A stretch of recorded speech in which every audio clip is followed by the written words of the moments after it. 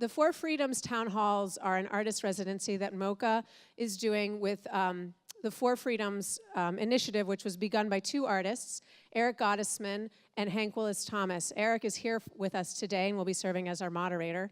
And these programs are an attempt to bring together artists and community leaders to discuss with the audience topics that are relevant to our community. And to create ideas of action and creative action that might spur us to make changes within our community. We are very pleased to be doing all of these programs in partnership with another very important organization in Cleveland, the City Club of Cleveland. And so I'm going to turn the mic over to their director momentarily to make some comments about that relationship. I do want to just thank the Ohio Arts Council for their support of this program. And I also want to thank On the Rise Bakery, who has given us the bread today that we're breaking among friends with you. So without further ado, I'd like to introduce Dan Moulthrop, Director of the City Club. Thank you, Megan. It's great to see everybody. I am Dan Moulthrop, the Chief Executive over at the City Club. I wanted to just explain a little bit about why the City Club is partnering with MoCA.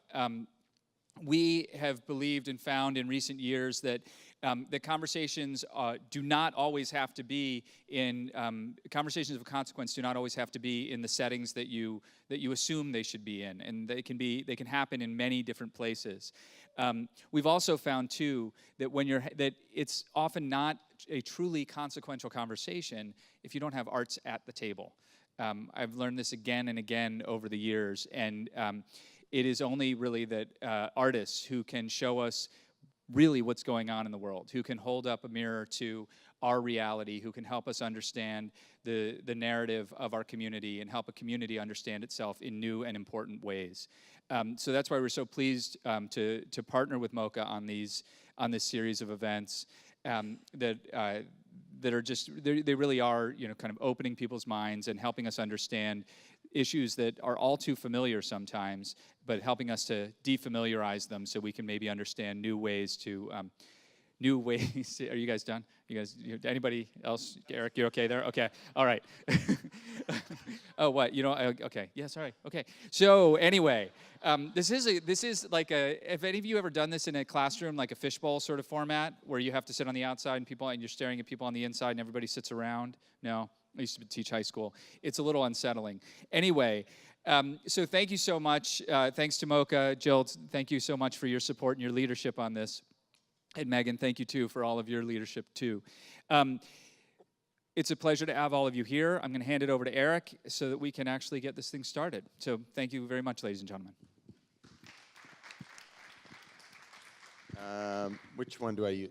Both of them? Or, thank you all for coming. My name is Eric Gottesman, and I am an artist, and I'm also one of the founders of Four Freedoms, which I will talk about in a little bit. But the first thing is, if you can everybody stand up and move in closer, if you can. We want to bring everybody close to the table in for the conversation.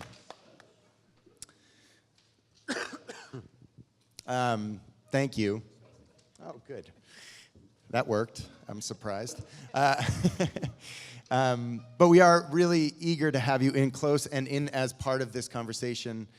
Four Freedoms, well, let me talk about that in a second, but let's also make sure that you all have gotten a souvenir and a welcoming piece of bread that, Ginger, could you describe a little bit about where this shape and idea comes from? So my name is Ginger Brooks Takahashi, and I work with another artist called Dana Bishop Root, and our project is called General Sisters, and we were asked to make some kind of visual contribution for today, and we ended up designing this print. So the cone that's holding the bread is, I'm gonna go ahead and unfold it.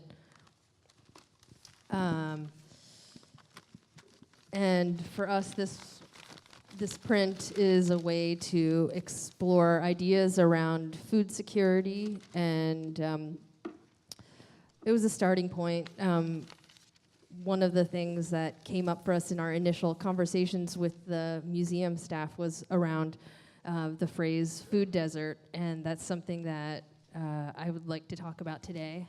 And it's kind of a misnomer, and as General Sisters and as myself, I don't like to use that term, but we can go more into that.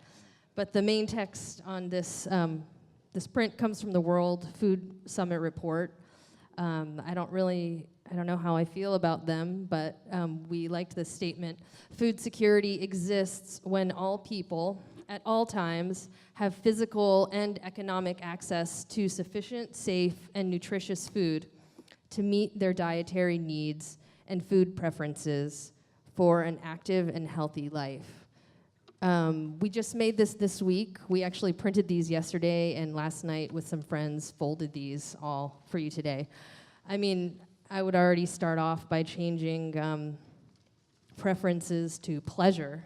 But yeah, in the process of making, I think that I'm always critiquing at the same time. But we, in our research for this print, we included a lot of we uncovered some different theorists, food justice activists, and we wanted to include some of their thoughts as they relate to the practice of General Sisters. That's great.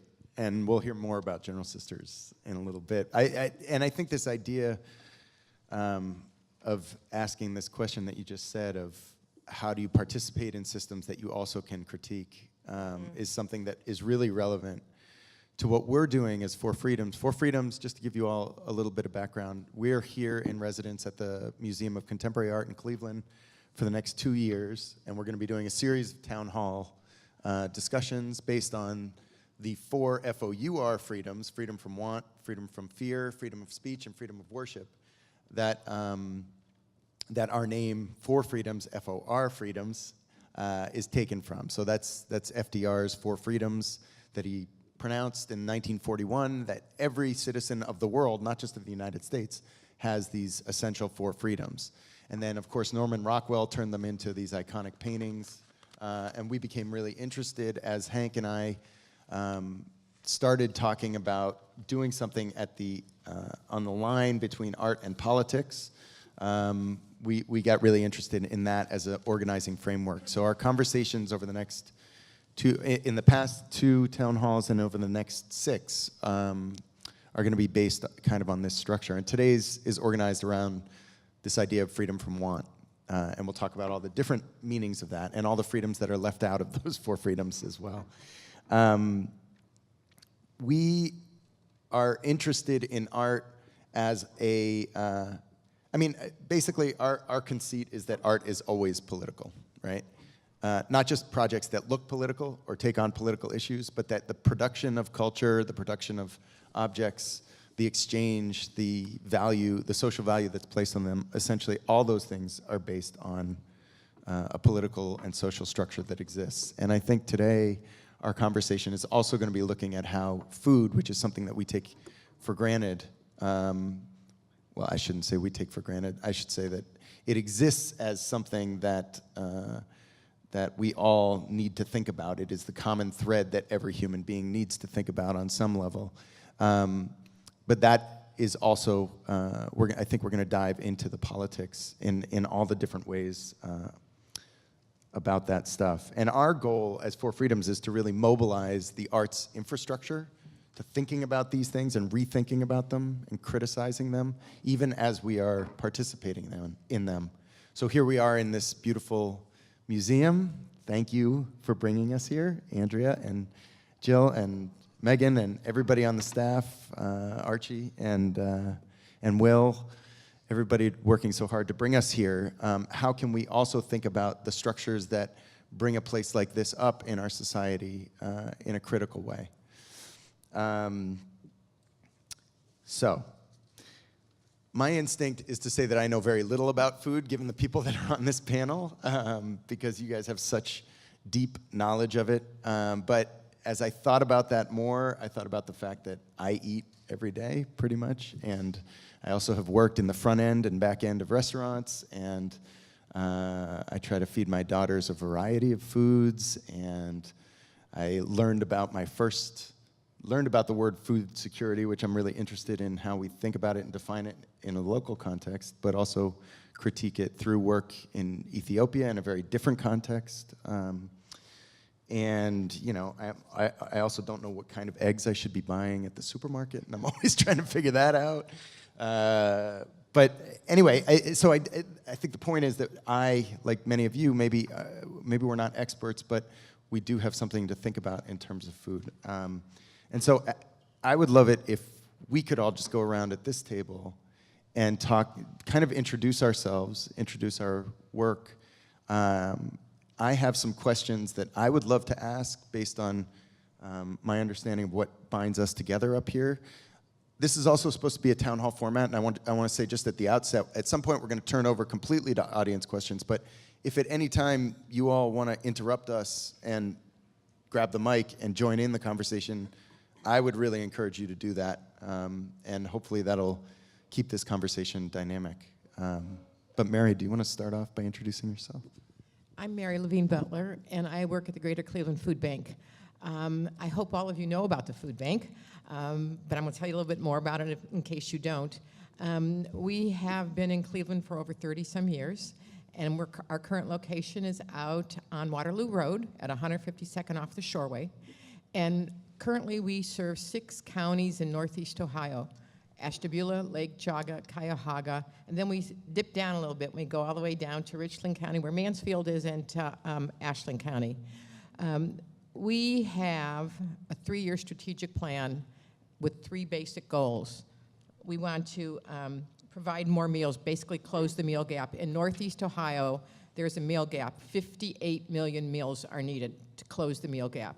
And this past fiscal year, which ended in September for us, we provided over 55 million meals. And that's 55 million meals that we provided through food going out our door to over 800 plus agencies through those 6 counties. And this is really critical, and we also sign people up for SNAP. And Did you say what SNAP is? oh, yeah, yes, thank you. SNAP, some people, it used to be called food stamps. It is now the Supplemental Nutrition Program from the federal government. And we help people sign up for SNAP. We get them registered, and that helps them to be able to have food every day.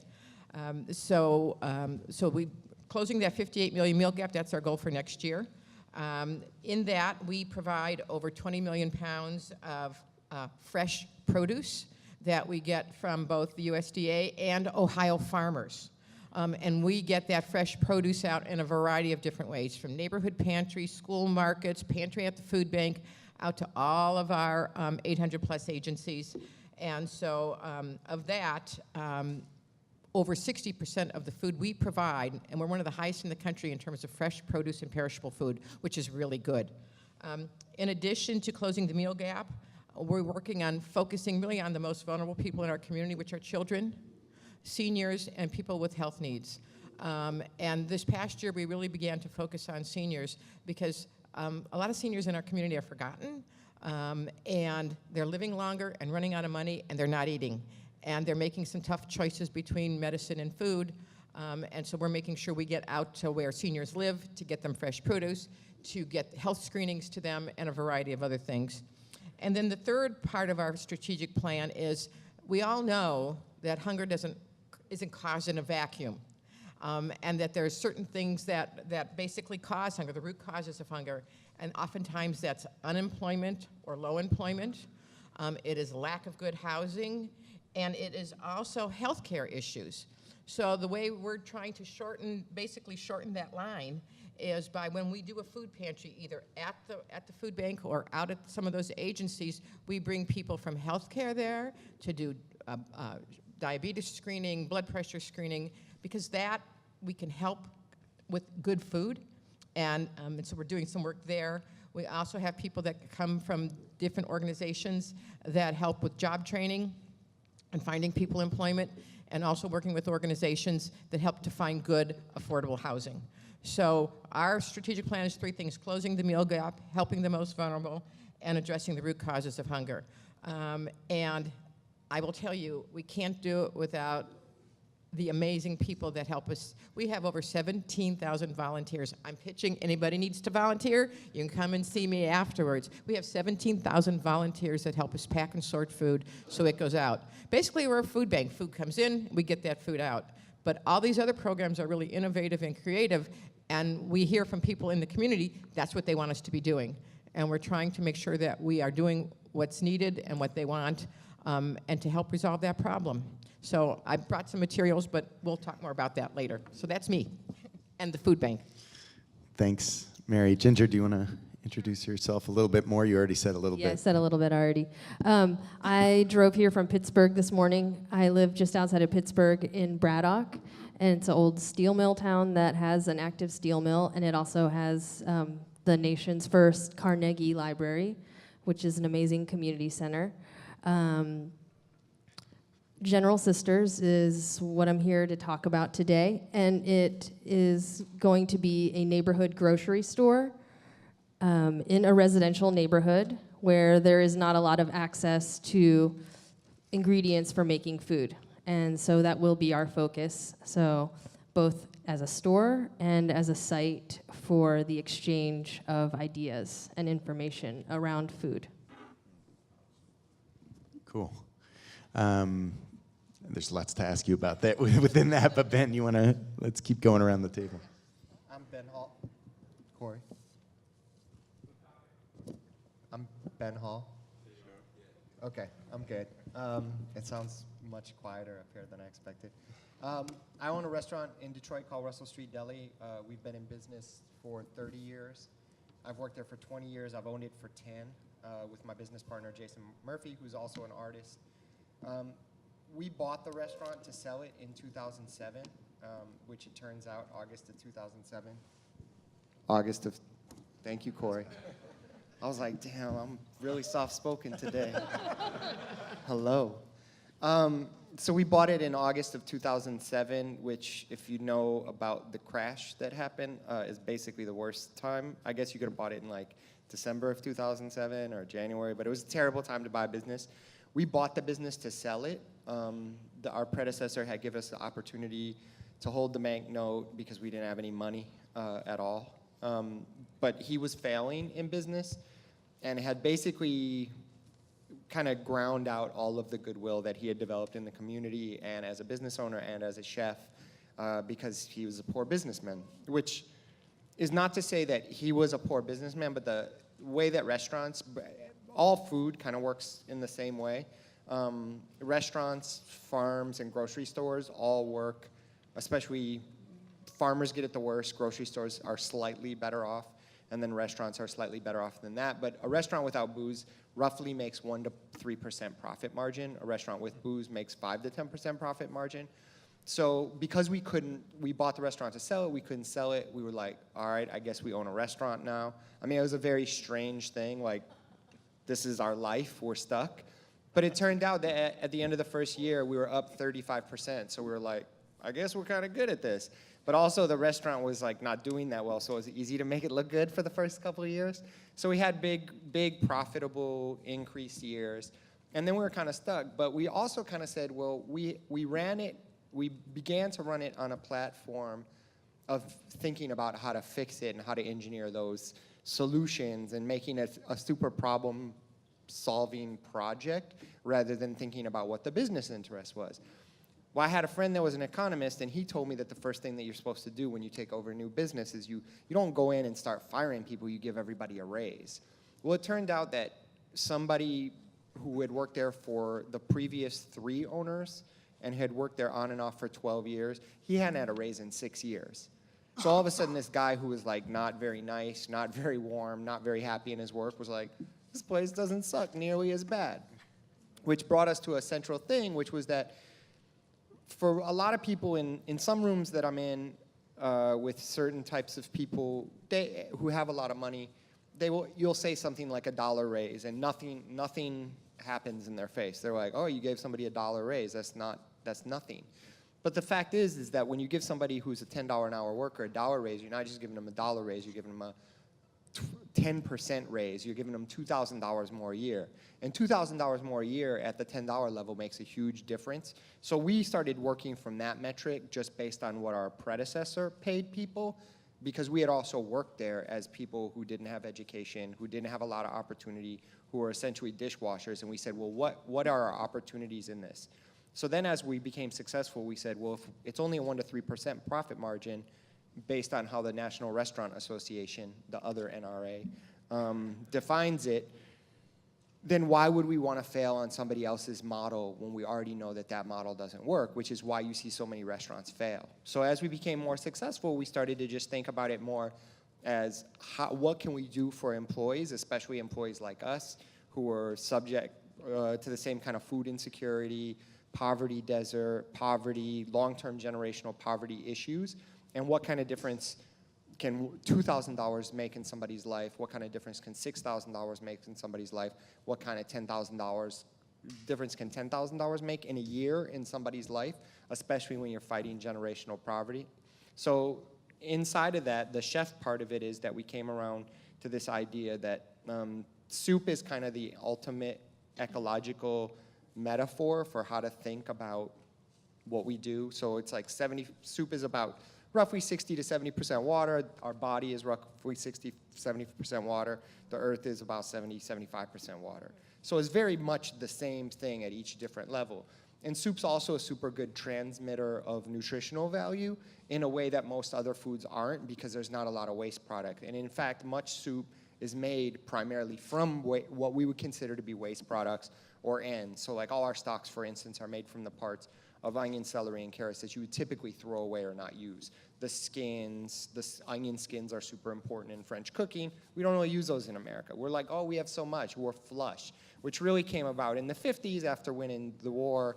There's a lot of excess. We throw away roughly 40% of food in America. So that was already a big problem, which also, I'm just going off already. I'm like, I started to get so pissed sometimes.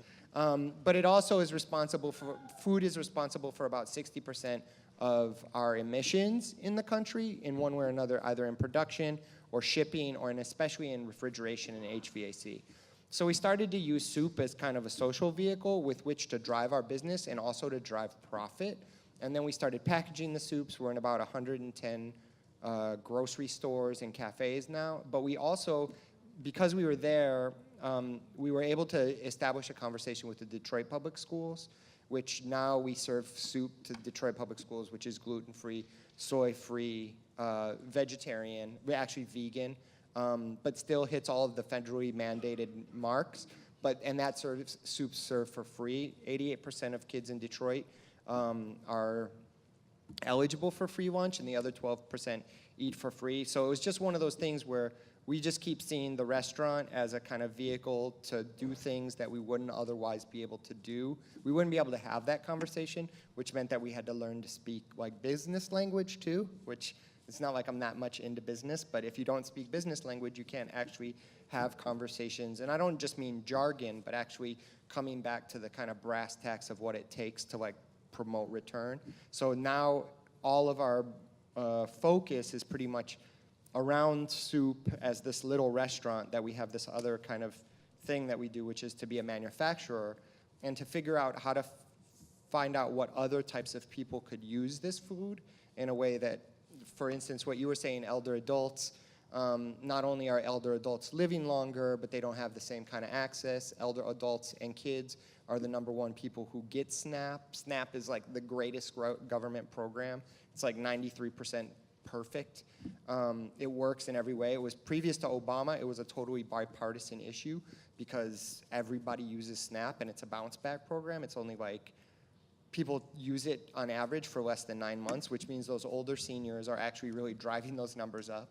So the elder adults are actually the reason that that number is so high. So our conversations now, when people approach us and they're like, we really want to put you in the stadium. And we're like, well, who else do you serve? And they'll give us the list, and we'll say like, oh, well, we looked on your thing. You also serve prisons. Like, why can't we have our soup in the prisons?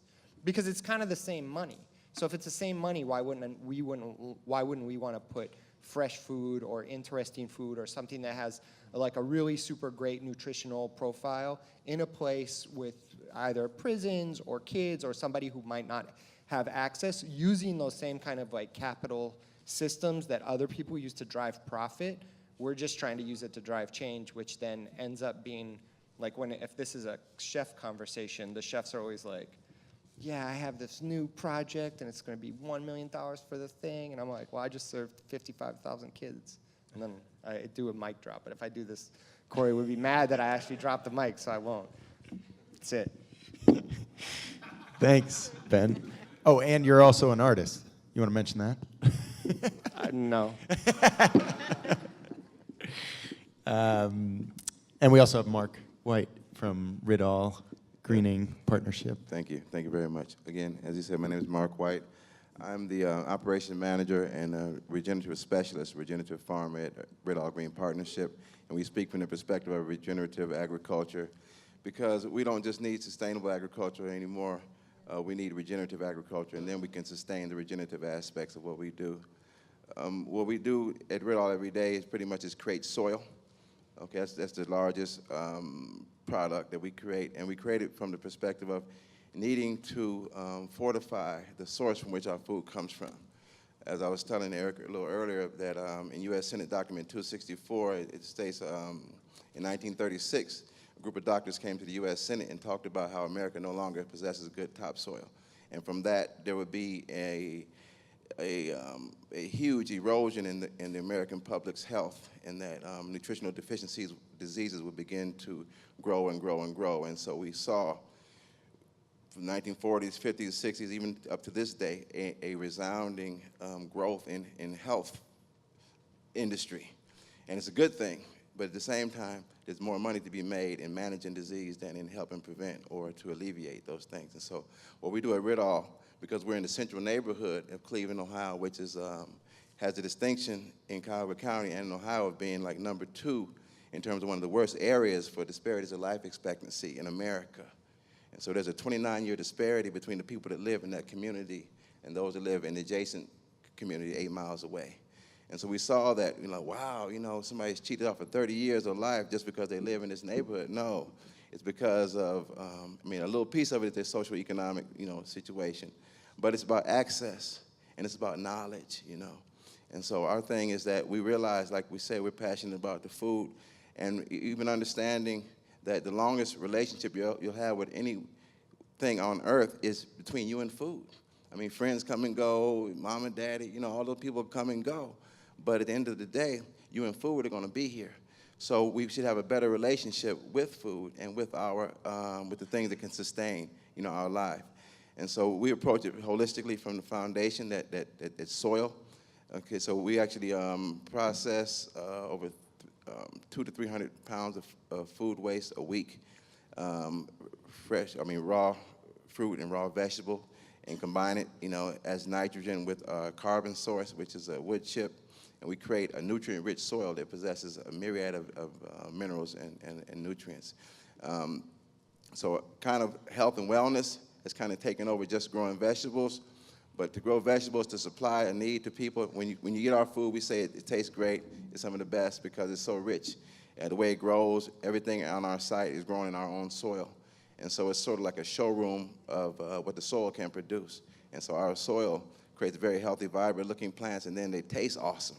And so one thing we do to contribute to the investment or the value of the people who in the community, we offer what's called a Soul Vegan Saturday, maybe twice a month on average, sometimes every 2 months. It depends on how we're scheduled.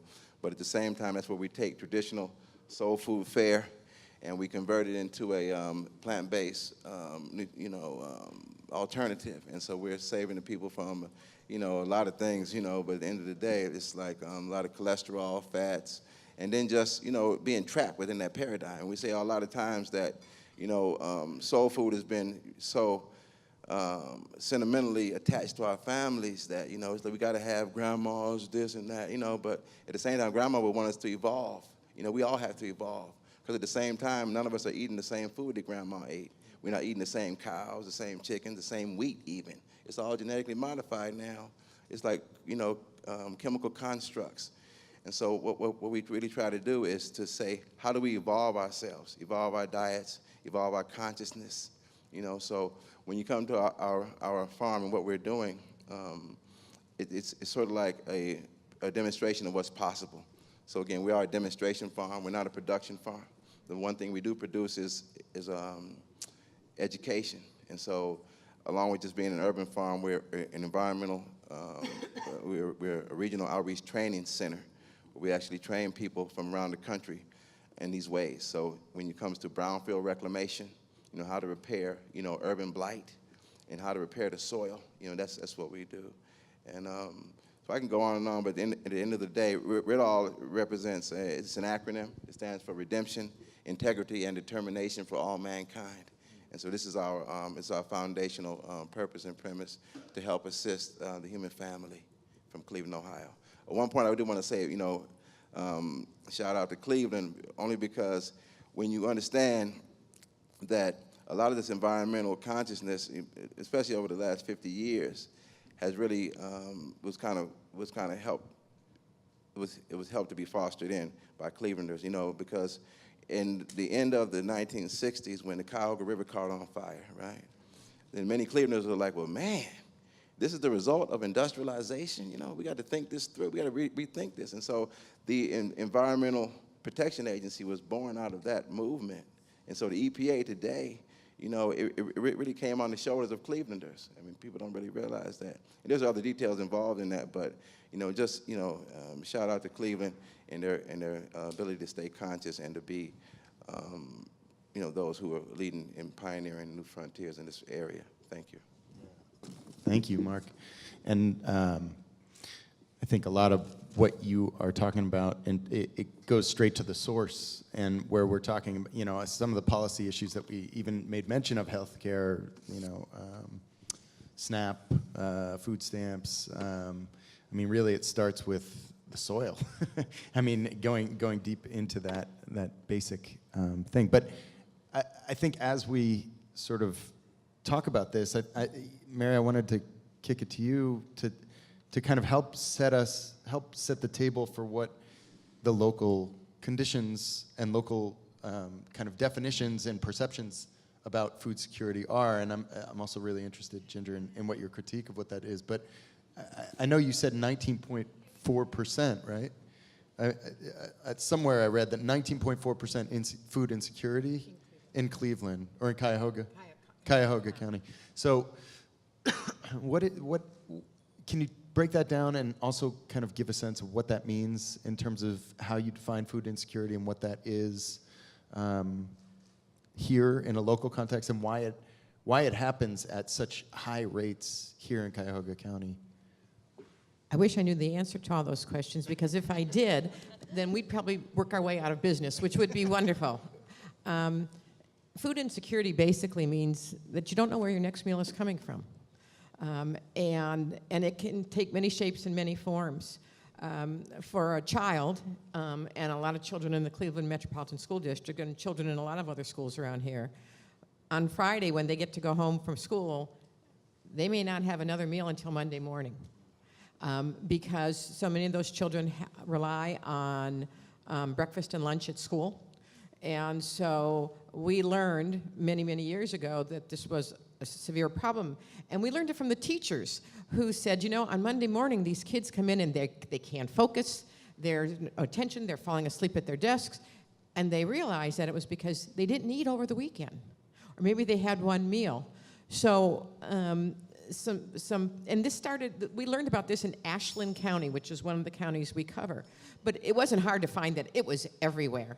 And so one of the programs that we've had in place for many years, and many of you may know about it because a lot of you contribute to it, is our Backpacks for Kids program. That on Friday night, a kid gets a backpack full of food, and it may not be the healthiest food, I will grant you, but it's got to be food that they can manage to eat, because mom and dad might be working a second job, might not be home over the weekend, and we got to make sure that they get food. So those kids now have a better idea of, I'm going to go home on Friday and I'm going to get something to eat.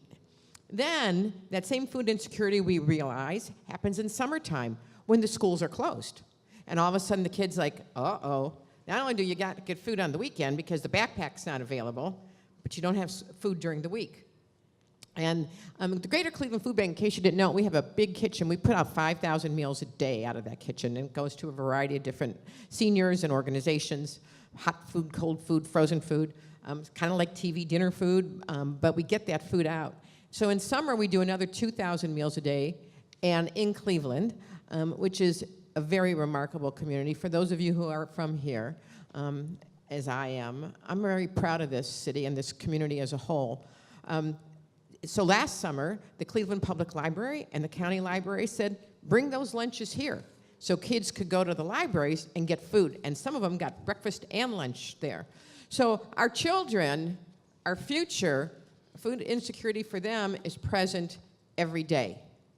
And now, as I mentioned earlier, food insecurity is also present for seniors who have worked their whole lives, productive community they've given to us, and now, all of a sudden, they don't have food. And so we're working to get that to them. And you wonder why is it Cleveland? And it's Detroit, it's any of the big cities where incomes didn't, stay in line with need, jobs went away, a variety of things. And like I said, if I knew the answer to that, it'd be wonderful because we could resolve all these problems. But not only is it food, but we also want to make sure that they get healthy food. And as best as we can get produce to them, and we can get perishable food so that they have it. And we get it out as many places as we can, and every day, every week, people are saying, we need more. So we're trying to provide more and more. And as I'm sitting here at the table, and I'm thinking, Mark, I'm going to call you on Monday because we got to think about some things that we can do, because that's the thing about Cleveland. If you don't know Cleveland, Cleveland is an amazing community. And people work really hard together, and they care about each other, and they work to resolve problems. And I'm not being Pollyannish, and I'm not being like, oh, Mary's got... No. And I have lived other places, and my last place before I lived here was in Silicon Valley for 20 years. And they looked to Cleveland as a city and as a community for philanthropy. They got a ton of money out there, and they don't spend it nearly as good as we do here in terms of helping people who need help. Why do you think that is?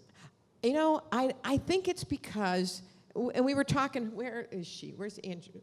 We were talking about Cleveland as being one of the communities where a community foundation started here. Cleveland Foundation was the first community foundation. People care in this city. I don't know how to describe it. And a beautiful little story, and then I'm going to turn it over to somebody else because I could talk for hours on this. But just this week, we got a letter from a fellow who lived in California, and he sent us a very nice check. He said, first time ever that he gave to the Cleveland Food Bank. And he's from Cleveland, and he's out there. And he said, this is what Clevelanders do. He said, we're not perfect at it, but we learn it from an early age. And it was just the most, I thought, and Connie Schultz, she wrote an essay one time, and she said, if someone in Cleveland had 2 nickels and you needed one, they'd give it to you. So are we perfect? Heck no. Are we working hard to resolve problems? I think we are, and I think we've seen it over the years, and I can tell you, from the food bank's perspective, we see it every single day in terms of people coming in, people volunteering, people contributing, restaurants in the city. People want to do more so that people can eat. And you're absolutely right. The relationship we have with food is from the day we're born to the day we die. And it seems so simple and so basic. And we need to do more. We know there's a bigger need. And then at some point, I hope we talk about SNAP and what they want to do in terms of gutting SNAP and cutting the budget on SNAP. And that's something everybody in this room can do to help stop that or minimize that. So I've had enough for this. Talk about it now? Well, yeah, let's talk about it now. We might as well. Okay, in case you don't know, thank you very much, Ben, for mentioning SNAP and the importance of SNAP. SNAP is a program from the USDA, and it used to be called food stamps, and now it's, SNAP is the acronym.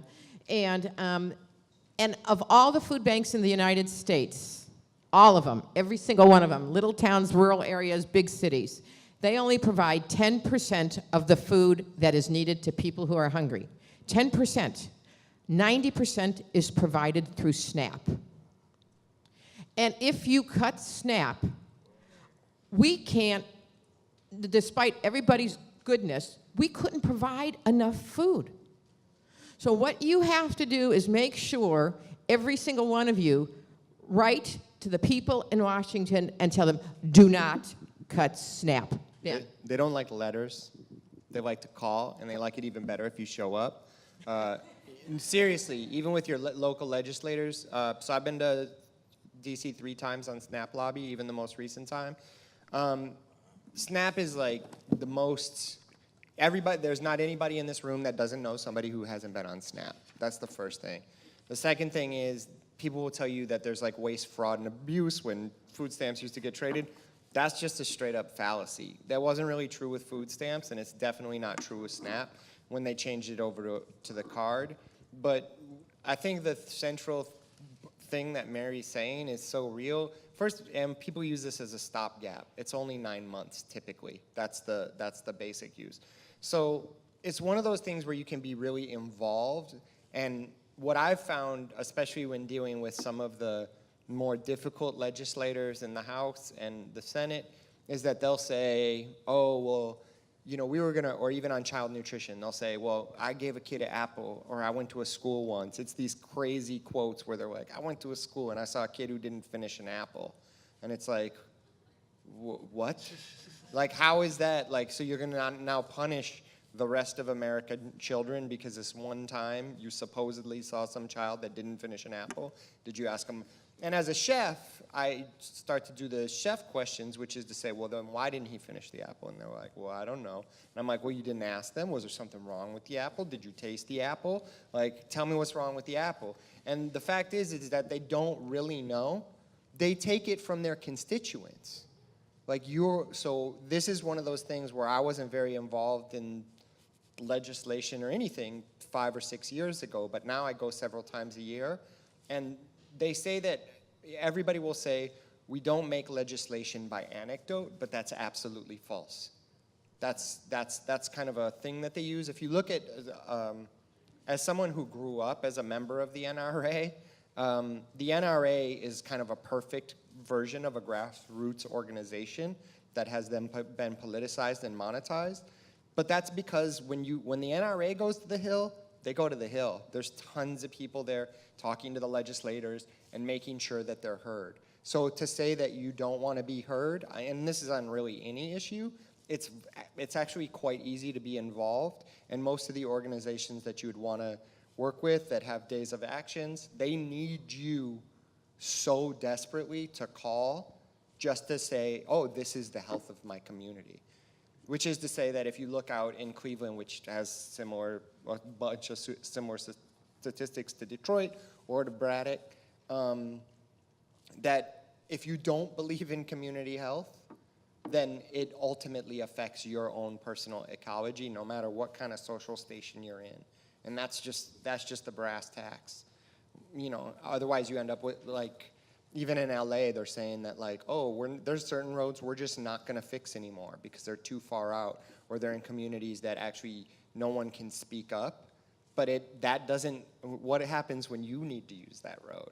I mean, it's definitely part of a certain ecology, and SNAP's one of those programs that, if I don't know how it is here, but like we show all the SNAP stuff on C-SPAN at our food bank in Detroit, and it's a bunch of nerds, kinda.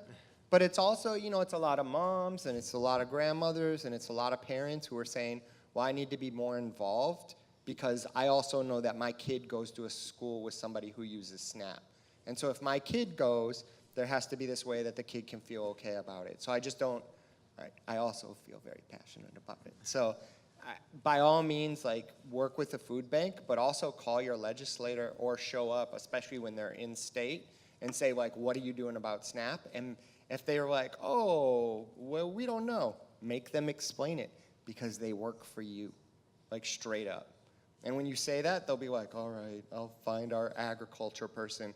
And then they'll have to explain where they stand. And most of these, Tom Colicchio, who many of you probably know from the Food Network, has an organization which issues scorecards on all the legislators on where they stand around food.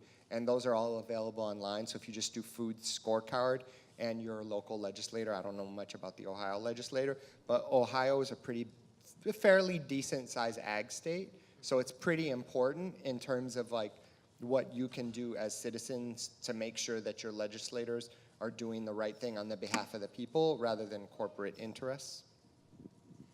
It seems like, part of what comes up in the advocacy around it is reframing partly priorities and partly perceptions about what is happening and what the complexity of going up against an existing industry are. I mean, which is why I go to your stock analogy of reframing what waste is, or reframing the need for health as being related to the need for dirt, good soil. And but I wanted to go back to this idea of reframing the perception of like food deserts, because that's something that's a term that's used a lot.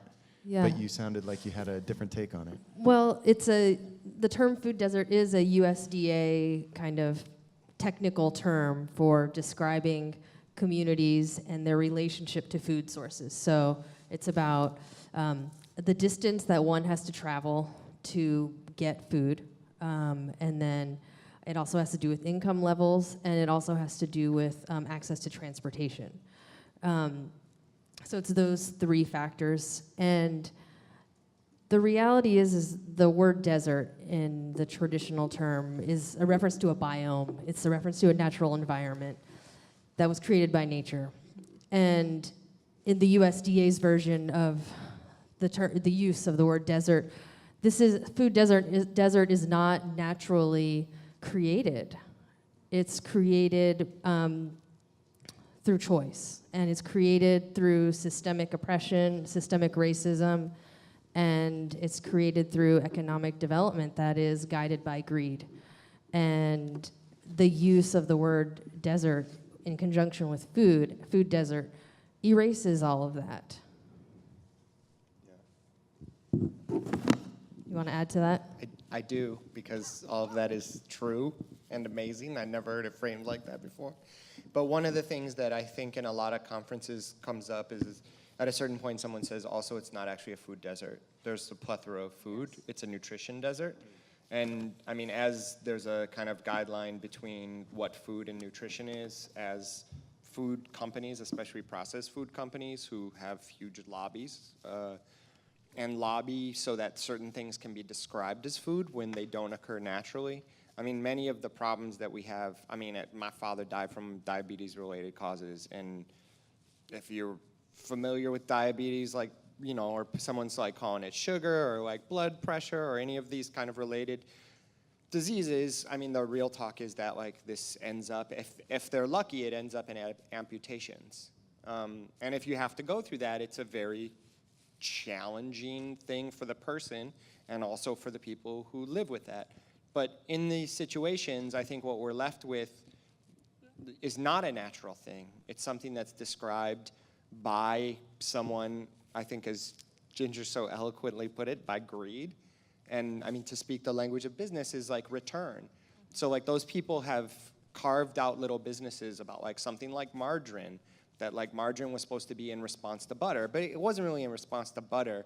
It was response to like, can we create yet another food product in quotes, that we can make money off of, that's gonna be shelf stable. Like butter goes rancid, margarine does not. So they pump it full of hydrogen, and then it's shelf stable, and then you can sell it, and you can say that it's similar to butter, and it's also a new thing that you can have, but it like destroys your system.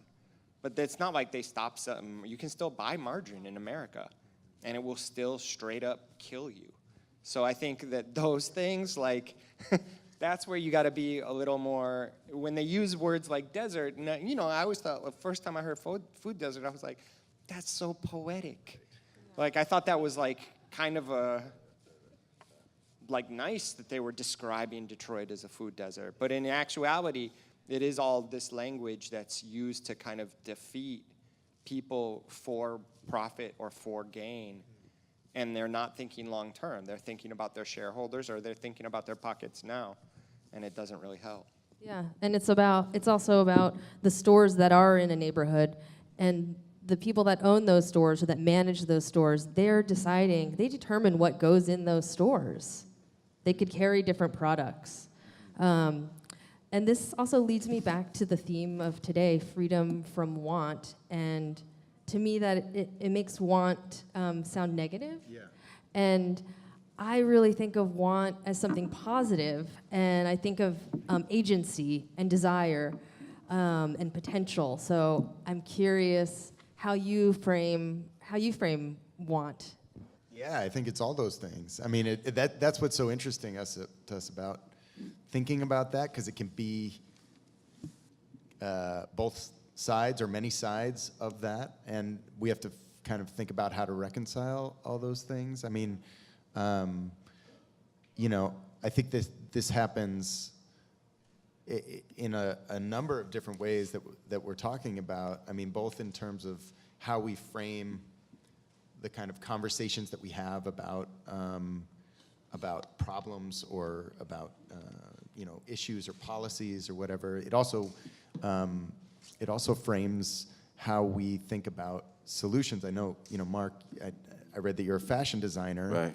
And I think, you know, like thinking about the skills that go, you know, and the talents that go into making good design. Exactly. Is something that also connects to making something that people want. So when I'm interested, you know, in how you make people want good soil, you know, like good Well, again, dirt, this is you a whole know? campaign, you know, and at the end of the day, it's about information.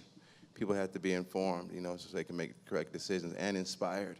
And so part of the little backstory, myself as a designer, I had the blessed opportunity to be a freelance designer my entire career. I worked with a number of movie stars and entertainers. And what I began to see from working with them is that no matter who you are on this planet, you're affected by standards of beauty, you know, things that make you feel less than.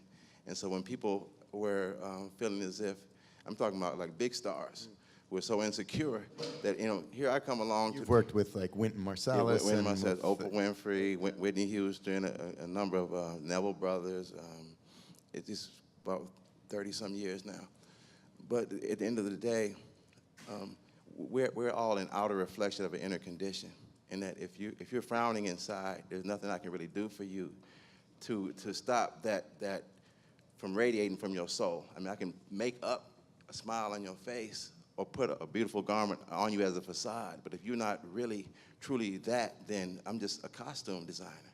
And so I really felt that at the end of the day, it's all about beautifying you from the inside out. And so when people begin to see how their life can be changed or their appearance or even how they feel or how they can relate to others simply by the things that they ingest, and not just food, but thoughts. See, a proper diet of thoughts go along with a proper diet of nutrition and also the behavior, how it's expressed in your daily encounter with people.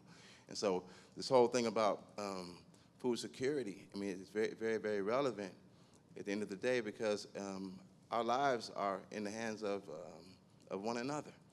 But if people subscribe to the tenet that, you know, love thy neighbor as thyself, right, and you're not loving yourself, then you know you're hating the neighbor.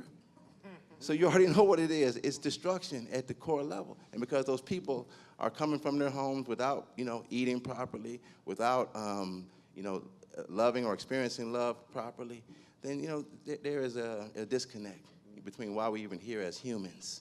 And so we truly believe that we're stewards of the earth, and we really try to subscribe to that in every way, try to provide, you know, people with that type of, you know, guidance.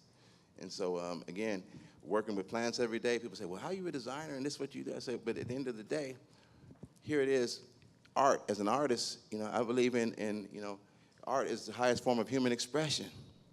And as a God-fearing man, I believe that, you know, nature is God's highest form of creative expression. And so it resonates, you know, because all the things that I'm inspired by come from nature. And so when people can begin to see it through that paradigm, I think that can begin to inspire them to, you know, to want those things. See, because environment transforms consciousness. And so when they come, like for instance, we introduce them to certain things in our environment, and it stimulates them to say, well, man, I want to do that, or I want to check that out later. I want to come back, and you spark something. Because at the end of the day, the soil is really the fertile ground in one's mind, and the seeds have to be truth, and certain words that you put and display and project to people that can grow an idea in the city. So that's urban ag, and that's what we want to really inspire people to consider more so. I think you talked about beauty. I mean, and that's something I think that goes back to your question too. It's like reframing waste or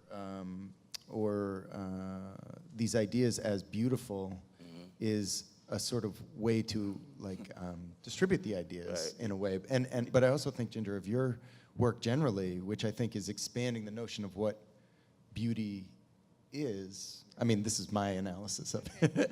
I mean, in a way, because I think, I just, maybe you want to talk about it, but I mean, you've done a lot of work where the projects, which I think you consider art projects, but also could be viewed in, through other lenses, where you're either bringing people together to produce a journal or a quilt or a bookmobile, sort of like these, and then you're also doing it now with General Sisters with food, around the idea of food, and I wonder if those processes are sort of shifting your notion of aesthetics and being an artist in relationship to each of these sort of different ways, and how food is a unique way for you to be experiencing that thing that you do. Yeah. First, I'll say that I think that the exchange of ideas is all about creating new value systems outside and within capitalism. So these seeds of knowledge, that's expanding just our value systems of how we live and what we can share with one another. As for my art practice and my relationship to food, the difference with food is that it's very ephemeral. So if we're to prepare a meal and share it with you, we'll have this shared experience, and it's very intimate. You're taking this food and you're putting it inside of your body, something that I touched or somebody else touched. And so I really think about that intimate connection, and then it happened, and then you ate the food and it's gone, and you have the memory of the food, and that's all that you're left with, besides maybe some photos that you took with your phone. And when that food is made again, it'll be slightly different, and it'll be an approximation of your own experience. And even if we're all sitting here having the same foods, the same meal, we're all having our own experience with that food as well. That's slightly different. That's informed by our past experiences and everything that we bring to that moment that we put it in our mouths. So for me, the biggest difference is about the ephemerality. And the intimacy, in a way, that happens when you trust somebody to put something in your body. Hey, Eric, I've got a question over here. Great. That's okay. So for anyone who's to be asking a question, please speak into the microphone. We're broadcasting this live and recording it, so we want to make sure we get everything you say. No pressure, though. No pressure. I was putting together in my head the various strands of the conversation and thinking about the notion of ugly fruit, yet how much is rejected at the grocery store level because it doesn't meet the appearance needs of the owner, and how that in turn harms the farmer who has to, I guess, accept the cost of the food that's rejected. And I think it's someone who used to own a Trader Joe's has created a kind of second run sort of grocery store for that kind of produce. I'm just wondering how we might be able to disrupt that chain to change our notion of beauty so that more of that produce was acceptable and more of that produce was available. Because there's no reason a tomato or an apple is not good just because it's got a different shape than we see in the advertisements. I want to kind of speak to that. I mean, two ways. I think that people have to be informed and educated that really, what is an ugly fruit? I mean, and how ugly is it? And what is perfection? Is it symmetry or is it organic? But one thing that we really seek to do at Ridall, we look at, every piece of fruit, every vegetable, anything can really be translated back into compost and then sold for money and utilized even to purchase more food for other people as well. And nothing really goes to waste. See, because when we really understand that part of the alchemist's, dream was to turn, base lead into gold. But when you can turn trash into treasure through creating a product that can really sell for $60 to $80 a cubic yard, then you really have to really reconsider, what is waste, or how do we choose to waste? And so our perspective is really to take anything that's been rejected and turn it back into something that can be accepted and that can grow other fruit by putting within an ecosystem that can create a medium to grow more of that same food. That's one perspective. And I have a little. Go ahead. I'll also add, I have some experience working on farms, and a lot of the ugly food or ugly fruit doesn't even make it to the grocery store. Typically, it's food for the farmer or the people who work on the farms, and it's also food for compost. It becomes compost, and even before that, it's also food for the livestock, for chickens. So it's become, the concept of ugly food is starting to become commodified, and I've heard that there are ugly food CSAs and things like that, but I think that it's not as big of an issue as we're being led to think of.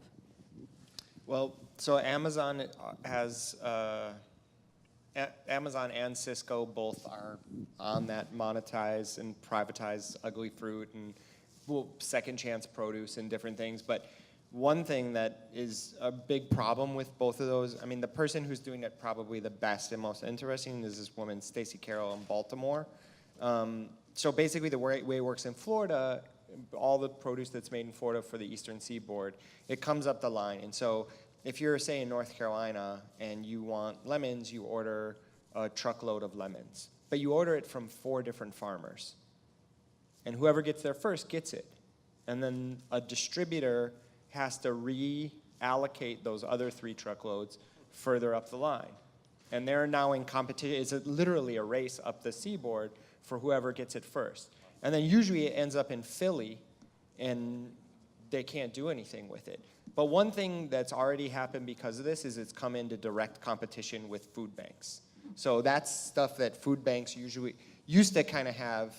Not a lot of people were looking for that. So that's one thing. At like the consumer level, the best thing that you can do is literally buy directly from the farmer. Because anytime like you go to a supermarket, you're paying for logistics and you're paying for storage and you're paying for all of these things. But at each time, I mean, in Detroit, we have like a lot of we have one big farmer's market, which is where my restaurant is at. But then there's like little individual farmers markets that always seem like they need a little bit of help. And they might only be 2 or 3 stands, or it's very small and it seems like it's not. To support those places is like it's the most important thing you can do, because that's the easiest way for a farmer not to have to produce to a distributor or to any kind of like logistics issue. And that's how small farmers can actually have semi-okay lives by having a very small plot rather than having to make a giant plot and to assume that if you just get bigger and bigger, you'll kind of hit that sweet spot, but that sweet spot doesn't really exist, even for the biggest family farms in America. I know there's a question, but Ben, I wanted to follow up with that because I read somewhere that you said you wanted to get your soups into Walmart.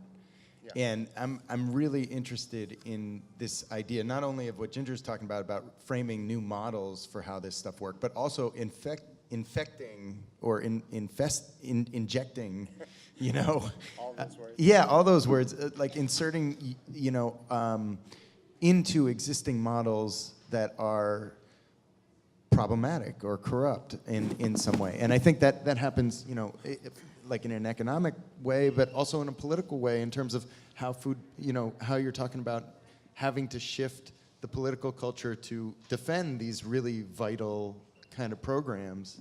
But I mean, I know you're interested in Paulo Freire, and I read that idea of taking something and recognizing the potential of it within an existing, in order to reshape the overall system and the overall model. I mean, is that what you're trying to do, or is it?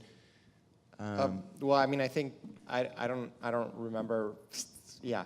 So when I made that statement, I made it to a friend, and he said we were kind of in a round of funding for our business, and we were talking to a lot of VC people and a lot of bank people, and we were always talking about we're gonna pay people this money. When we go through the business plan, the banks don't want anything to do with it, and neither really do VC people. They think that we have an interesting product, and it's circulated a lot of places, and it's not been technologized, so they assume that they can even increase return on it because we make a lot more on soup than we do in the restaurant. And we happen to have a process that no one else has in the country right now, which is a weird place to be in. And it's a dumb process. It's totally crude. But food scientists can't figure it out because they are coming at it as food scientists, and their benefit is shelf stability. So in this conversation, my friend was kind of talking to me, and he's a normal guy, but he's definitely on the left. And he said, I said, well, I'm as interested or more interested in getting to Walmart. And he was kind of horrified. He was like, but I thought you had this great relationship with Whole Foods. I said, well, we do, but Whole Foods can't really get us where we need to be. And he was like, well, where do you need to be? And he started really looking at me sideways. And I was like, well, this isn't like building an empire. It's about the fact that Walmart gets more food to poor people than Whole Foods does. And they actively reach out to poor people in a way that Whole Foods does not. And I mean, Whole Foods does a lot of good things, actually, within the kind of idea of what a big business is. But, Whole Foods in Michigan, I think I mentioned this earlier, but Whole Foods only has as many stores in Michigan, or Walmart only has as many stores in Michigan as Whole Foods does in the whole country. I mean, we think of Whole Foods as being a big box store, but they're really, in the scheme of big box stores, they're just like a little puppy baby business. It's such a drop in the bucket, which, Amazon already, everybody said that they were buying them to be able to do their fresh direct delivery, which Amazon just shut down. Jeff Bezos has all the money in the world. He's a Bond supervillain, so he can buy whatever he wants and just see if it works. I mean, if Whole Foods or the Washington Post or something like that were to fail under his, it would be okay for him, because for him it's research and development about how to change it. But we think about it the same way, that what if we went there and we had the opportunity to reach more people, because the systems aren't that different. Whole Foods still uses the same gasoline and HVAC, and everything else is exactly the same as Walmart, except what happens inside of those four walls. I want to ask you about your soup. So, from the ingredient side, how would you adapt those different soups? So the soup that you sell at the deli, the soup that you serve in the schools. I have an answer for this. The soup that you would sell at Walmart, how are they different? Well, they're the same. They're the same. They're exactly the same. And Don't give away the secrets. Well, that was one of the big things. Well, that's our process. That is the secret. You can't know that. Hey, well, that's what I'm asking. But no, one of our employees actually pointed it out pretty early on. I think we were only in maybe 10 or 15 stores at that point. And he said, the great thing about this product is that it's the same at the store. And I was like, well, what do you mean it's the same at the store? He said, if you heat it up, we did everything super backwards. We didn't know anything about product packaging. We approached it not as artists, but as dumb people who were like, I have this thing. Wouldn't it be cool if I could sell it in this other place? And we made a lot of well, someone who, sometimes it's good to rebuild the wheel because you actually learn how a wheel works. Yes. I mean, that's the benefit of rebuilding the wheel and doing it the hard way. That is kind of how artists do it sometimes. Yeah, I mean, You know, and you have to ask these like kind of like, you're like, I'm gonna build a table. Like you would never ask a cabinet maker for advice if you're an artist and you're gonna build a table. You just start, you know, like, I'll take this, and maybe if I put this on end. So he pointed that out, and once I like understood what he was saying, then we were like, oh shit, these are the same things. Then when we started to talk to Detroit Public Schools, Betty Wiggins, who was my dear heart and like one of my deepest loves in my life, who's 62 and hides her public policy pedigree and is like, oh, I'm just a lunch lady. She said, she's very dismissive of me in the greatest way. And she said, how are you gonna possibly serve that same bullshit you serve for Whole Foods to my babies? And I was like, I think I can. And she said, you can't, because if you could, it would have been done already. But most of the other places, they're looking for a 20 or 30% return. So when we serve 55,000 people, we get like less than $3,000, which no one else would do. They wouldn't do it for that small money. They wouldn't do it for all the logistics you have to do, all the things that you have to do to get to that point, to learn, to get it certified by the federal government. No one would do it for such a small return. But we're doing it, I mean, I hate to use this word, we're doing it first because we want it, but now it's like, it's a disruption. I mean, it gets us into a lot of different conversations that we couldn't be into otherwise, but it's exactly the same. And that was one of our mandates, that like, if you buy it at Whole Foods for $9, it has to be the same as if you get it for free because you can't afford food. Will, we get a question over here. Yeah, I've got two. Okay, great. Well, this is going to be long-winded. I apologize in advance. But I watched this movie called A Food Waste. I'm not going to get the whole name right, but it was about a guy who decided he was going to dumpster dive for 6 months. Now, before you guys say, oh, that's nasty, he was in Canada, and he found an entire dumpster. Now, we're talking one of these commercial dumpsters that you've seen people dump out. Seen an entire dumpster dumped out of unopened chocolates, because in Canada, if you don't have a label with French and English on it, it gets thrown out. He found dumpster after dumpster after dumpster after dumpster of unopened things. Same thing, you can say that in America easily. You watch how people every day waste food. Oh, I don't want this half a burger. Boom, I throw it in the garbage. After a while, that builds up. And I think everybody in this room should at least look it up on the internet, at least start with food waste, because this movie will pop up. And watch it, you'll be baffled. And if it's in Canada, you can easily say America's worse. Just how much food waste. And one of the things he talked about was this ugly fruit thing that the gentleman brought up, which I thought that was very interesting when he brought this up. There was a lot of stores, at least in Canada, that started trying to angle showing, it was like a campaign that were trying to show like ugly fruit is cool now, you know? Because like they have a fruit called the ugly fruit that people prize, and it looks uglier than whatever, but it's awesome when you cut into it. And they were trying to promote that, like, just because something doesn't look quote unquote perfect, it's still perfectly fine. And I think that's where you start with the food insecurity, at least in a country like America that's developed. It's educating people that, like, quit wasting all your food, because, you know, the half of burger that you just threw out, or the half of whatever else you throw out, you're doing that every day and you're not even realizing it. You're doing it every day, and if you think about how much food you waste a day, I'm talking about myself too, because I know I do it plenty. How much food you waste, and how much food that could be provided for somebody else. We can solve this ourselves if we sit there and just think. We have to stop and think about what we're doing, what we're so used to doing. I guarantee you, any of our refrigerators has some food in it that can go to somebody right now, but we're about to throw it out. Well, I guarantee you, we're going to go in the refrigerator and about to throw something out that can easily go to somebody else. I'm going to do it. I know that. So that's the whole thing. Like, is there some kind of way that we can, like, educate people on their own level to realize, like, This is about all of us. It's not just because, okay, I have food on my table that I can get every day, but there's no guarantee you're going to be able to continue to do that. If you lose your job, you're going to be... Mark, you want to? Yeah, I want to speak to that because, again, it all boils down to mentality. And that's why forums like this are very, very good to get the information out there to the people. But when you consider the mentality, this is what's happening today in our personal lives. We consider people, disposable.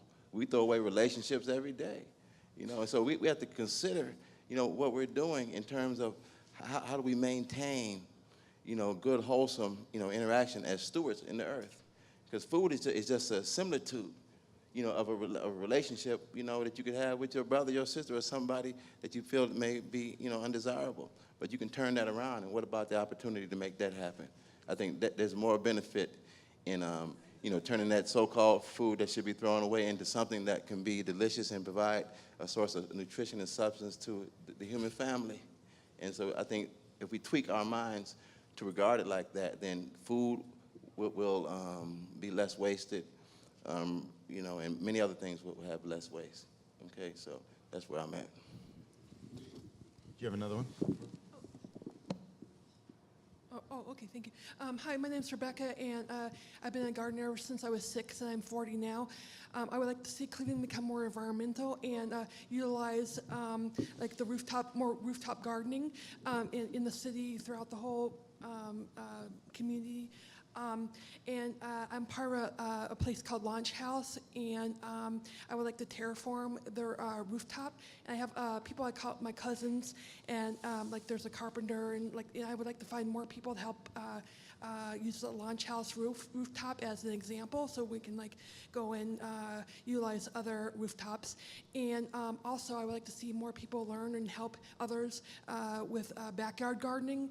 Can I get help doing that?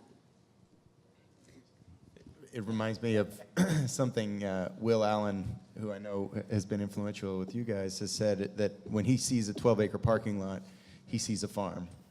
And I think, again, it does this idea of perception and reframing what our perception is. But also I wanted to, on that question of waste, I was wondering how the food bank sort of deals with that. Like, is there, I mean, it seems like there could be, in addition to using the materials that you all get and the resources that you all get, I wonder if, I mean, how much of what you do is sort of education in shifting how people sort of rethink these things and rethink these concepts? We actually do a lot of education when we go out and do our school markets and our markets at the seniors, high rises and everything else.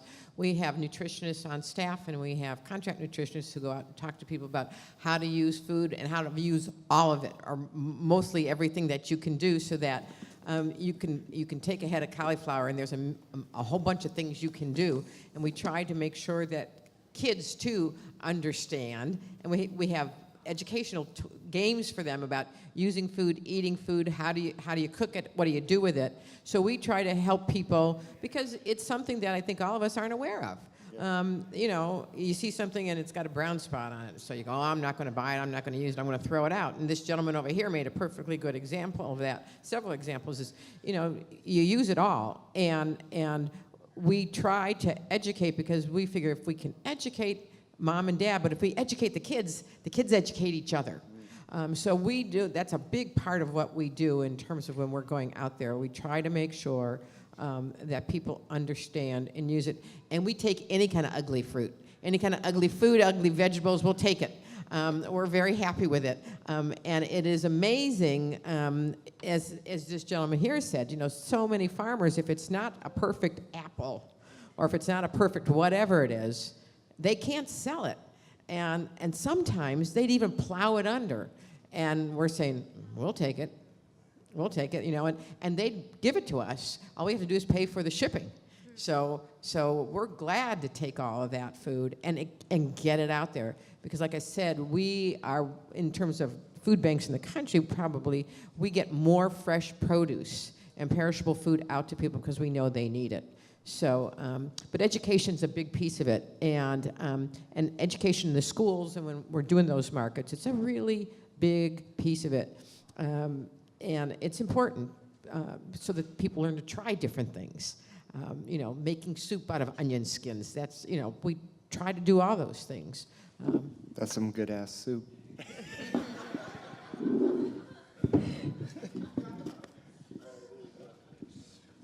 I've got two more. Great. Hello. So I just wanted to say a couple things. One, I don't know if you know, there's a lot of really cool stuff going on in Cleveland. It's pretty awesome. There's a local organization called Perfectly Imperfect Produce, and they're actually now selling for super cheap imperfect produce that can't make it to the shelves, which is awesome. I've actually been working on a program called Caravan, and this gentleman here was talking about supporting local farmers markets and farmers. So this is actually to bring resources and programs in the arts and music and fun to farmers markets to create events to foster a whole culture of wellness. And so now you're bringing new people to the table and then hopefully supporting people's desire to purchase local, fresh, and why is that so important? I had a question. So I'm a recently elected official, and I want to know what sort of policies at the local level would be helpful in your work so that moving forward, I really know the best, most proactive, creative ways of doing my work. What is your... Councilwoman in South Euclid. Oh. Congratulations. I'm not going to answer that one. I think we've spoken a little bit about this, and at the end of the day, I think that education is key. People are destroyed for lack of knowledge, and when you see a lot of destruction or erosion, then you have to fortify it, and so fortifying it with good information in a creative way, not in a boring way, but you know, maybe even put a hip-hop background to it or something, but at the end of the, exactly, get it out like that. Yeah. And I would say in terms of, I mean, now it's a thing, I don't know how it is here, but in Detroit, where we went from like, we didn't even really have gentrification, we just went from zero to development. And so like developers come and they have a lot of money and they have big ideas and they say, well, I'm gonna develop a block. And I think one thing is just making sure that the playing field is, I mean, Ginger and I were just talking about this in Braddock. I mean, sometimes the developers are just tone deaf and they don't know the language, but mostly they just want to make money, right? They just see that land as a thing that can be monetized, even if someone lived on the block for 30, 40, 50 years. They're just like, well, they didn't make money off that land, so they don't have a right to it, which is just nonsense. So I think, first of all, making sure that people have the right, but if there's people that, well, and making sure, I mean, even like at our food bank in Detroit, I mean, for years and years and years, like, oh, we're gonna do this, and we're gonna do the food bank, and we're gonna do the food bank, but they had never had anybody who used the food bank on the board or on any of the committees, right? Yeah, exactly. So I mean, something like that. There's a quote, and I'm gonna mess it up, but it's from a kind of Australian Aboriginal work in the 70s that said, you know, if you're coming to, you know, tell us about something or you're coming to help us, don't. But if you see that your success is linked with my success, then like, let's work together. And I think that that's one of the key things. If you put developer, because developer represents X number of millions of dollars, the way that we've been talking about it more recently is to think about it in years. If there's 50 people on the block and there's one developer, and the developer represents $10 million, but the other 49 people represent hundreds of years, then you give the years have to play as big a role as the dollars. It can't just be whoever comes with the biggest checkbook. I would also just add to that with economic development that a lot of funding typically goes to people who have had other businesses before, or people who on paper maybe seem they would like their business would be more successful, but I think it's really important to consider local residents who have businesses who may not have had success in the past or may not have had support, and to really consider that. Mary, do you want, I know you're not able to make direct appeals to state official or to elected officials, But one of our conceits, one of our conceits is that within the form of art, you can kind of approach these things from oblique directions. So, I mean, are there sort of social values that you guys advocate? I know you do some advocacy with the work that you do. We do advocacy at all levels, really, and we advocate for people that we serve. We advocate for the communities in which we operate. And, you know, we look at, for example, we're going to be advocating a lot, and we have been, on SNAP. Because we know that if that gets cut, we can't feed everybody. And it's just like the same with healthcare. When healthcare gets cut or healthcare gets gutted, then we know that people have to make really tough choices between food and medicine. And so we feel that that is something that we have to do because our mission is to make sure that we close that meal gap. And closing that meal gap is really difficult and making sure that we shorten the line. So in that way, yes, we advocate, and we've been doing more advocacy over the last few years than we've ever done. Got another one here. Thanks. Hi, Ben. My name is Rachel. I'm a nurse here at UH. You mentioned diabetes and how that has far-reaching consequences. My question is, so how can we work together to get healthy food out to people to help manage these conditions like diabetes and help prevent them from coming back into the hospital, especially there's, you know, on a vascular floor, we have many, many diabetic patients, and it seems like as a large hospital system, we should be able to work together and, you know, increase access to this kind of food that will help keep people out of the hospital. I'm going to step in here because, and in case you didn't know, at the food bank, one of our initiatives is Food is Medicine. And so we've been working with University Hospital, we've been working with Metro, we've been working with a number of FQHCs in the city to do food distributions on site. And also we're working to have food pantries in the hospital. So when somebody gets diagnosed with diabetes or somebody gets diagnosed with hypertension, basically they get a script and they can go downstairs and there's a food pantry right there where they can get healthy food, and there'll be a nutritionist there to help educate about that. Because as you know, as a nurse, diabetes and hypertension are two diseases that can really be helped and controlled by eating right. It includes other things too, but eating right is one of the basic things to it. And that's something we've been really, really working hard on here, and I'm happy to chat with you afterwards because, it's amazing at some of the FQHCs, they said, you know, people oftentimes don't show up for their appointments, but when they know there's a food pantry coming with the food bank, they're there that day because in addition to getting their health care, they're getting a couple bags of food, a couple bags of fruits and vegetables, which are so expensive in the store. So we're doing more and more of that, and the health community in Cleveland is recognizing that and working with us, and so that's really exciting. I'm sorry, Ben. I didn't mean to cut you off. I will just add two small things. One is that, you know, if it comes in a prescription bottle, it's medicine. If it comes in a bowl, it's food. But those aren't necessarily, historically, those haven't been different things. That's one important part. And the second part, I think, is that for me personally, thinking about it, having been around a lot of health problems, I think when we think about what chefs do, I've tried to just be more vocal about what the chef's role is supposed to be in terms of producing food for another human being. It's a super intimate act where you make this thing and then you put it in somebody's body, which is usually like your mother, your spouse, your dope dealer. Like, it's not like, you don't like let a lot of people do that.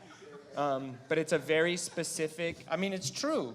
There's that intimacy of putting something in a body is not like, it's a very real thing. And it, like, in all of those moments, it produces a really, like, profound, like, physiological change, right? So when we do that, I think it's also, like, when you think about eating out, it's important to know, like, if they're not saying where it's kind of like a goof to say, like, we get our food from these farms.